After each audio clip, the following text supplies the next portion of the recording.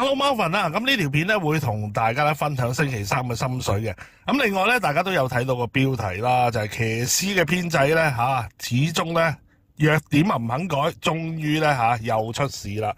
咁事緣就係啦，啱啱個賽日啦，咁現有唯一嘅10磅仔啦黃寶妮，咁因為咧受傷嘅關係，咁未來2個月啦預計啦，咁將會缺陣啦，咁即係話咧。將會咧有一個10磅仔方出現，咁其實呢個問題咧之前咧都有咧提出過噶啦，咁今次咧都同大家咧講少少啦。咁另外咧亦都咧藉住黃寶妮嘅受傷咧，有幾個練馬師咧相信都會幾頭痕。至於咧騎師方面咧，亦都有一位咧我認為啦將會未來呢2個月咧又唔可以講話因禍得福嘅，因為個禍又唔關佢事，但係咧我估計啦，佢都會係一個受益嘅人啊。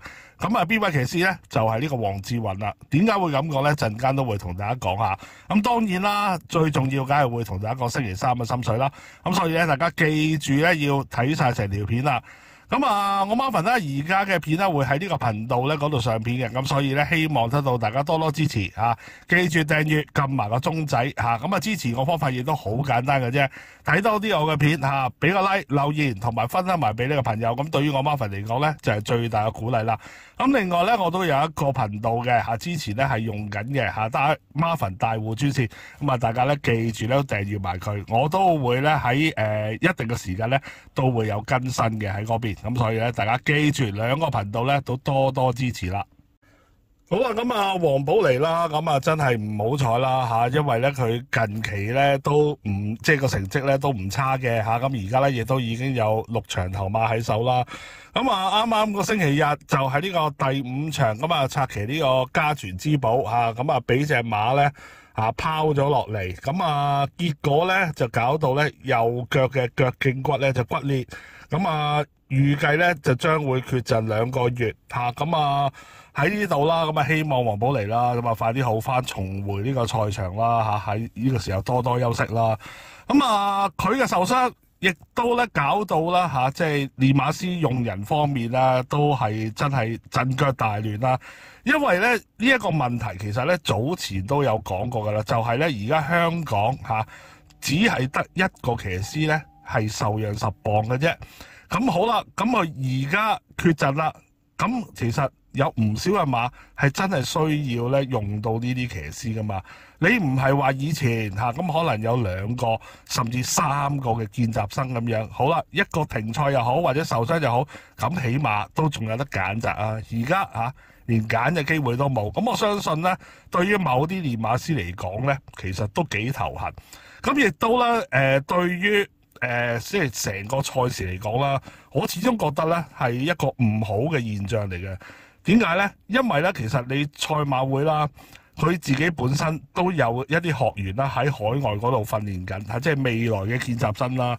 我成日覺得就係，與其你喺出面俾佢訓練即係以年計啦，即係起碼訓練幾年啦，點解唔話翻嚟香港真係邊出賽邊俾佢哋咧係即係提升個經驗提升個水平咧？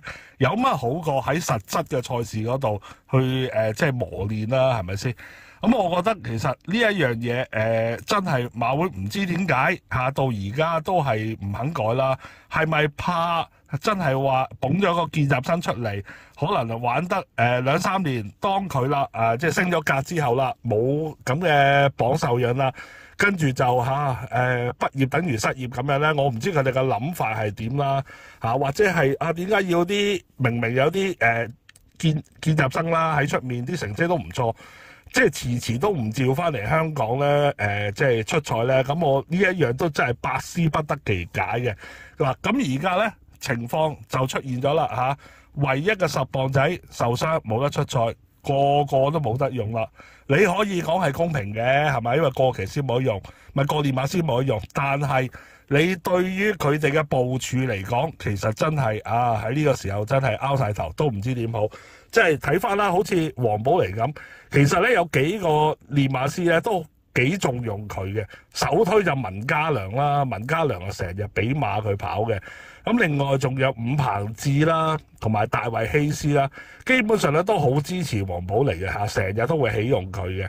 好啦，咁而家咧嚇，黃寶利即係受傷啦嚇，要休息啦嚇，咁變咗就係一時之間都唔知真係揾邊個好，係咪先嚇？即係你話希斯咧都仲好啲，因為咧佢咧都有揾開阿黃志雲啦嚇。黃志雲雖然就冇10磅受讓，不過佢而家咧已經叫做係最接近嗰個噶啦嚇，佢受讓5磅。咁但係咧，好似文家良咁啦，或者伍鵬志啦，其實咧都冇乜話咧點樣同阿黃志雲咧係有交收，尤其是係文家良啦嚇，我真係懷疑今季啊，我又冇特登去睇嘅，究竟大家有冇合作過咧，都成問題。咁所以咧嚇，真係咧對於佢哋嚟講咧都有少少難搞嘅。咁啊，至於黃志雲啦，黃志雲咧喺呢件事上面啦，可能咧真係變咗一個受益者嚇。咁啊，件事黃寶利受傷當然係唔關佢事啦，不過佢成為現存唯一受讓最多磅嘅騎師啦，加埋佢今季嘅成績咧，亦都係幾唔錯啦。而家係叫做喺騎師榜嘅前列啦。咁我估計啦，一啲之前冇揾開佢嘅練馬師咧，都會咧即係同佢聯絡下，睇下咧可唔可以咧揾到佢幫手啦嚇。因為咧其實你話如果計騎功或者係經驗啦，咁啊黃志雲一定喺黃寶利之上啦。咁同埋佢始終都有一個受讓榜嘅優勢，咁變咗就係好似例如文家良啦，就算唔揾開佢咁，去到呢個時候，如果有啲馬真係需要有磅減嘅騎師去幫手嘅，咁你都冇辦法啦，一定要揾佢啦。咁我預計啦，黃志雲啦喺未來呢一段時間啦，話長唔長，話短唔短咧，都可以咧即係有更多嘅坐騎咧俾佢嘅出賽嘅。咁啊，對於佢嚟講，咁啊當然絕對係好事嚟噶啦。不過咧，真係馬會有時真係要諗一諗即係有啲意外嘅嘢你唔會估到噶嘛。同埋，與其你揾例如麥道朗啦、杜婉欣嗰啲嚟客串，咁當然你話級數唔同，佢嚟客串增加個口碑啊，或者係嗰個投注率咧，咁亦都係無可厚非嘅。咁但係佢哋做到嘅嘢，又未必係等同話啲見習生噶嘛，係咪先？即係大家嗰個線路根本都係唔同嘅。咁你係咪應該都要擺翻多？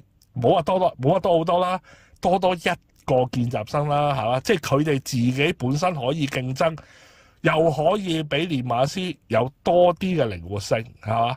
咁樣我覺得其實對大家都係好事啦，係咪先？我真係唔明點解馬會咧咁多年啦都唔肯做呢啲嘢，我真係唔明嘅。你培養一個練習生、見習生，你希望佢幫你出賽噶嘛，係嘛？你唔係掉咗佢去出面即係喺度訓練。你大佬，你訓練咁多年，你都要出嚟show下有幾多 call 噶嘛，係咪先？如果唔係，有咩意思啫？係嘛？嘥人時間嘥錢。其實我呢個都講過無數次啦。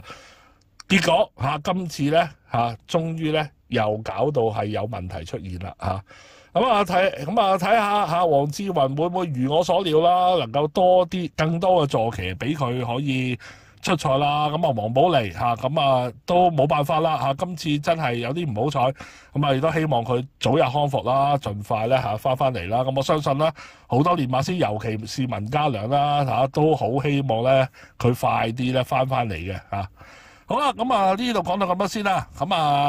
跟住咧就同大家講啦，星期三嘅心水啦。啱啱嘅賽日啦，亦都好開心啦。提供咗係天賜喜，夜馬啦有時咧大家都要真係留意一啲馬即係例如雖然咧佢今次好似天賜喜咁排喺個14檔度，當然係非常之不利啦。不過咧睇呢啲咁有實力嘅馬嚟講咧如果你話因為個檔位而令佢可以分多啲嘅話咧，其實咧呢啲機會咧，大家真係要把握，係嘛？即係好簡單一樣嘢。如果今次天賜喜係排喺啲內檔度嘅，可能係1、2檔嘅話，仲會唔會有5倍嚇，即係俾你賭咧？係咪先？咁所以咧，大家咧真係咧有時嚇喺度馬或者點咧嚇，真係見到有一啲實力嘅坐騎，如果係因為可能檔位啊或者個配搭令佢嚇真係可以咧嚇個賠率係有即係上升嘅空間嘅，咁呢啲機會咧真係要好好把握。如果唔係嘅話咧嚇，到佢又變翻馬王飛咁樣咧嚇，到時咧就好似咧買又唔係，唔買又唔係咁樣嚇。咁啊，所以咧記住嚇，跑馬同做人都一樣嘅啫。見到有機會咧，真係咧一定要好好把握住。好啦，咁啊跟住咧就同大家講咧星期三我 Marvin 嘅心水。嗱，大家記住啦，未 subscribe 我哋 channel 嘅朋友咧，記住 subscribe 我哋嘅 channel。嗱，另外啦，我哋分享免費資訊嘅 WhatsApp 咧已經換咗新嘅啦。嗱，各位朋友，如果想收到我哋免費資訊嘅話咧，咁啊記住啦，加我哋新嘅 WhatsApp number 啦。大家咧有睇我上個星期三賽日咧，即係分享咗青春力量嗰條片咧。如果有睇嘅話就知啦，當日點解咧我會揀嗰匹馬？咁今次咧我又揾到一匹馬咧有近似情況嘅喎，咁啊會唔會都係有一樣嘅效果咧？我都真係好想知道啊！嗱，今次呢匹馬咧就喺第8場嘅3班16501號嘅臘八村，嗱，無畏健馬房嘅馬啦，咁啊又係咧用周俊樂嘅。咁啊，周俊樂啦，星期日啊幫到手啦嚇，咁啊睇下今次咧騎呢一匹咧，今季仲未上過名嘅馬咧，咁啊又會唔會咧有好表現啦？嗱，臘八村咧呢匹馬咧有睇開我啲片嘅朋友咧，上季咧都起碼咧中過4-5次噶啦。馬主咧亦都自從咧喺黎超星嗰度拉走咗轉倉之後咧，咁啊已經咧都拉咗3次頭馬，咁啊仲一度咧以80分咧咁啊升到上2班度跑添。咁啊，今季咧亦都係80分起步啦，咁啊落翻去3班度跑，咁啊繼續咧專攻谷草嘅1650，不過咧暫時最好嘅成績咧都係跑第4嘅啫。嗱，以呢匹5歲馬按道理啦，熱身幾場之後咧，應該會有咧好翻啲嘅表現嘅。嗱，今次啦佢個操練啦同青春力量咧嗰次咧都有啲相似嘅地方嘅。嗱，慢跳快跳卡啦咁樣做之外咧，再加多3次咧操跑馬機，咁呢個操作咧有2樣嘢咧，其實都可以睇到嘅。一就係隻馬健康好好啦，可以咧加佢操；二針對性嘅，咁啊針對隻馬而家有啲咩不足啊，而去做功夫。嗱，照咁睇咧，呢匹臘八村咧應該呢場開始咧會嚟料噶啦。事關呢匹馬啦，唔好話要喺3班嗰度贏馬啦，要上嗰個名又點會做唔到呢？咁仲有啦，周俊樂咧，其實佢都要為自己打拼噶嘛。家下咧落後緊何澤堯1場頭馬，如果咧真係話想跑呢個騎師邀請賽嘅話咧，咁除咗要睇人哋之外啦，咁啊梗係要自己爭氣噶啦。咁啊，今次喺臘八村啊排喺個5檔度啦，咁啊雖然咧繼續要孭住個頂磅，咁好彩嘅係咧對手咧亦都冇話邊隻咧係特別突出或者係有優勢嘅，連近況最好嘅連冠王啦7號，咁啊都要排咗個11檔，咁啊睇下今次臘八村啦可唔可以把握到啦？我自己咧對佢就幾有信心嘅，最少咧可以入3甲今次咧就同大家分享呢匹馬啦。第8場3班16501號臘八村，咁啊希望幫到大家啦，亦都預祝大家啦，星期三咧贏多啲。